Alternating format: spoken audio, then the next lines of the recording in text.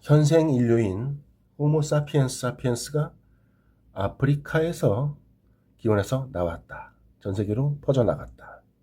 이유는 아프리카가 건조해졌대요. 건조해져서 아프리카란 곳은 대단히 큰 대륙입니다. 아프리카가 기후가 뭐 한 가지가 아니에요. 건조한 곳도 있고 그렇지 않은 곳도 있고 고원지대로 올라가면은 또 춥기도 하고 굉장히 다양한 기후가 펼쳐져 있는 대륙이죠. 말 그대로 어마어마하게 큰 대륙입니다. 그리고 여기까지 왜 왔느냐 굳이. 태양을 쫓아왔다. 유럽인들의 시각이죠. 이 사람들은 좀 유럽인들은 태양만 이렇게 뜨면은 이제 선탠을 즐기고 뭐 그런 문화가 있죠. 그런데 이쪽 아프리카 사람이나 동남아시아 사람들, 이 사람들은 태양이 그리 반가운 존재가 아니죠. 많이들 가보셨겠지만 동남아시아만 가도 대낮에 돌아다니는 존재는 개하고 관광객밖에 없다. 이런 말을 하죠. 이 현지 사람들은 낮에 안 돌아다닙니다. 될 수 있으면. 해가 이제 한풀 꺾여야지 돌아다니든가 하지. 너무 뜨거우니까 1년 내내 과일이 있죠. 1년 내내 춥지도 않고 사냥감을 쫓아서 왔다. 아프리카에서. 사냥감은 아프리카에 많죠. 태양 숭배 뭐 이런 식으로 얘기를 하는데 태양 숭배가 아니라 상징입니다. 역시 상징. 하늘 사상, 태양은 하늘이니까 7만 년 전에 빙기가 왔는데 이 한반도에는 동굴들이 많이 있습니다. 2천여 개가 있었다고 합니다. 일단 동굴에 생존을 할 수 있었던 거죠. 서해 바다가 서해 평원으로 바뀌는 거니까 여기서 최초의 문명을 만들었다. 그리고 목축 문화를 여기서 만든 거죠. 그러니까 이 몽골이라든지 뭐 중앙아시아 이런 쪽에 뭐 시베리아 이런 쪽에 그 유목 문화 이런 것이 그러니까 여기 있었던 문화예요. 계절에 따라 위아래로 이동하면서 유목을 했겠죠. 그 문화가 여기가 바다로 사라졌으니까 이쪽으로 올라가서 지속을 한 거죠. 그 문화를 이어가고 있는 거죠. 그리고 이제 한반도 쪽으로 다시 뭐 돌아왔다고 해야 되나요? 돌아온 사람들은 여기 다 산이잖아요. 그러니까 기존의 뭐 목축만으로는 가족을 먹일 수가 없게 된 거죠. 어떻게 해야 되겠습니까? 방법을 찾아내야 되죠. 바로 농경입니다. 세계에서 가장 오래된 청주의 소로리 벽시입니다. 방사선 탄소 연대 측정 결과 약 13,000년 전에서 15,000년 전의 것으로 판명이 되었습니다.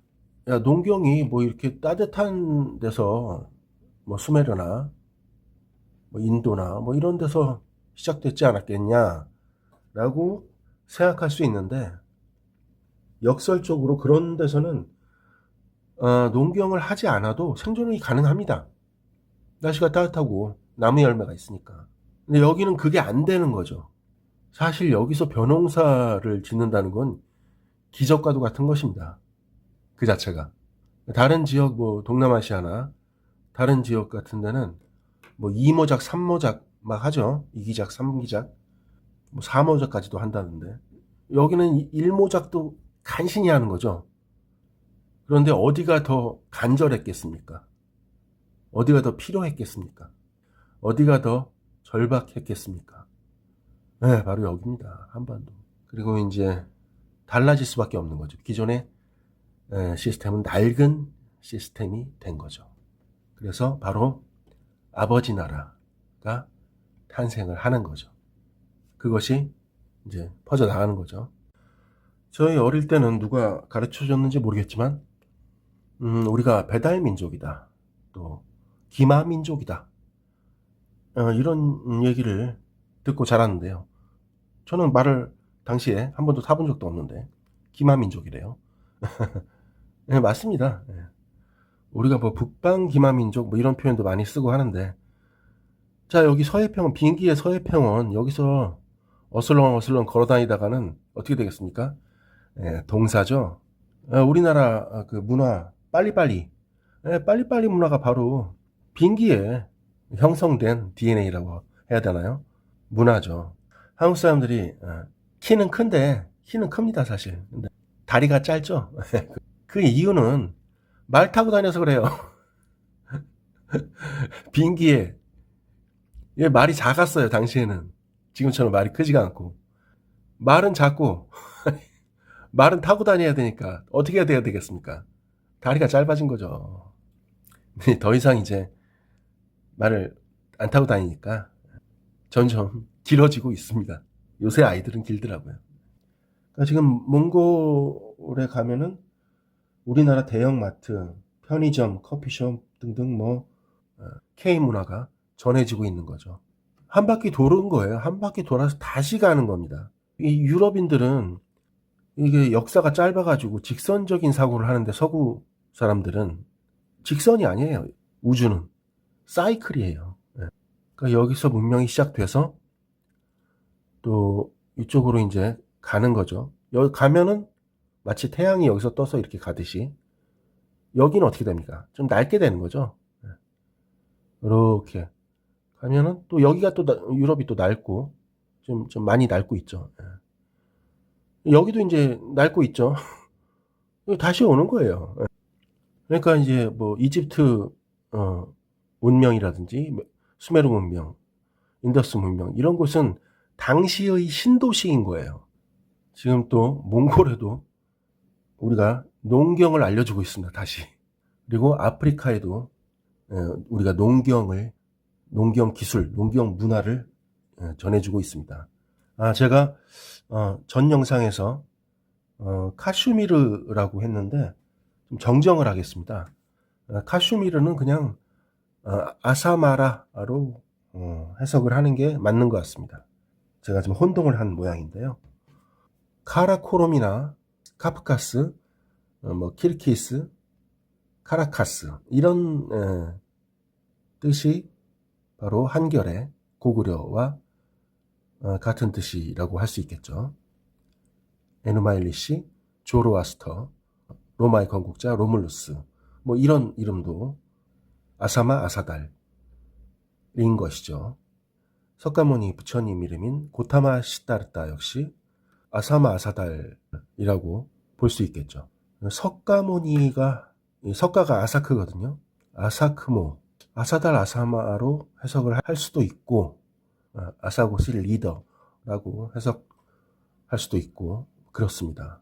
석가모니가 그러니까 아사크모이인데 에스키모가 날고기를 먹는 사람들이라는 뜻이다. 이렇게 지금 되어 있는데 아닌 것 같습니다. 나쁜 뜻이 아니에요. 놀랍게도 석가모니와 같은 뜻입니다. 아사크모잖아요.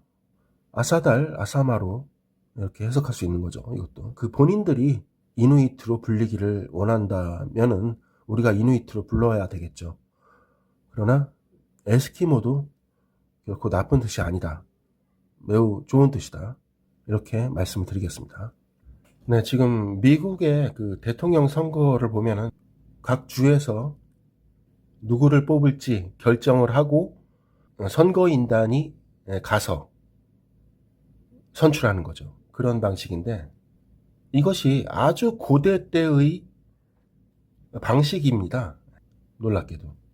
제가 이제 단군을 선출된 분이라고 말씀드렸는데 네, 각 그 주요 부족들이 의견을 수렴해서 쿠릴타이에 모여서 단군을 선출하는 거죠.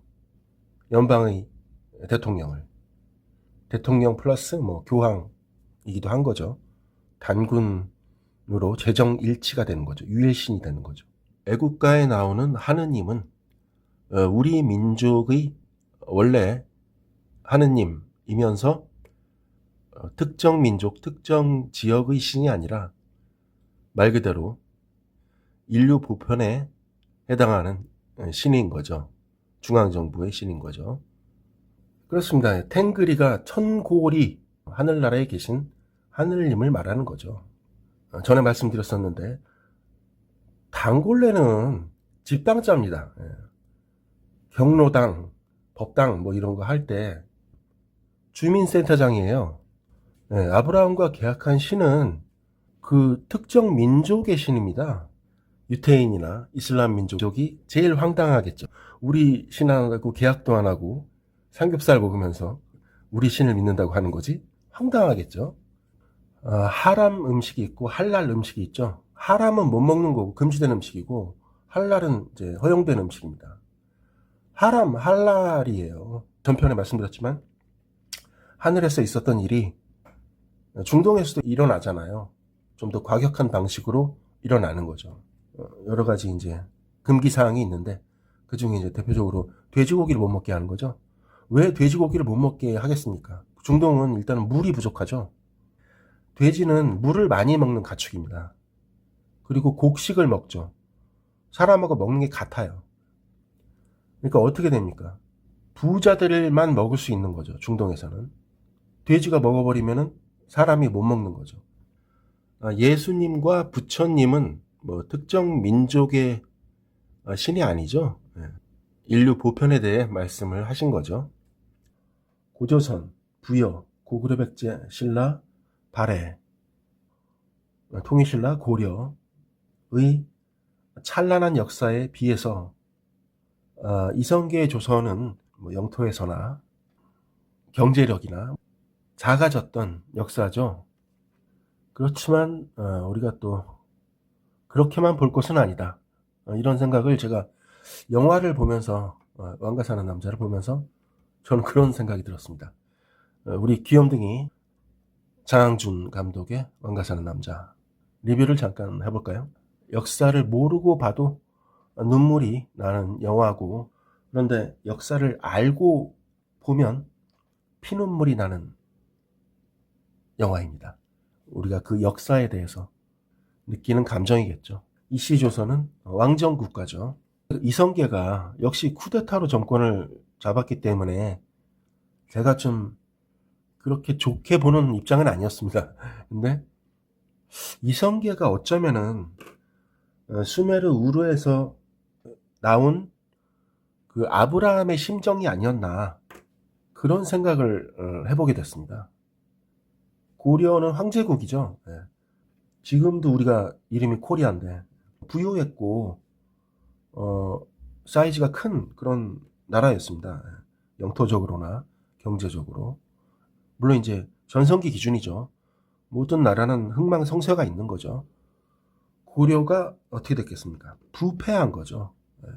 아브라함이 수메르 우르에서 나온 이유가 이제 타락해서 나왔다라는 건데, 그러니까 고려가 지금으로 치면 이제 자본주의 국가인 거죠. 어떻게 됐겠습니까? 빈부격차가 심해진 거죠. 타락한 거죠. 부패한 거죠. 그래서 이성계가 조선을 세우게 되는 거죠. 이방원에 이어 세종대왕, 문종, 그리고 단종까지 이어지는 이분들이 꿈꾸던 게 유토피아를 만드는 거죠. 세종의 그 한글 창제 역시 그러한 큰 꿈에서 출발했다고 봅니다. 선출한 정권은 아니지만 이 당시에 또 시스템이니까 백성들이 지지한 정권인 것이죠. 그것이 한명회를 비롯한 기득권에 의해서 좌절이 된 것이죠. 네, 이러한 그 역사적인 배경을 모티브로 스토리가 좋습니다. 우리가 무슨 귀염둥이 장항준 감독에게 봉준호 감독이나 박찬욱 감독의 완성도를 기대하지는 않죠. 저도 기대 없이 봤습니다. 근데 굉장히 그 임팩트하고 여운이 있더라고요. 호랑이는 중요하지 않습니다. 잘 만들어 봐야, 잘 만들어도 CG고 못 만들어도 CG고, 우리가 CG인지 다 알잖아요. 오히려 그 호랑이를 잡는 그 단종의 외침, 저는 그게 가장 그 개인적으로 좀 짜릿한 장면이었습니다.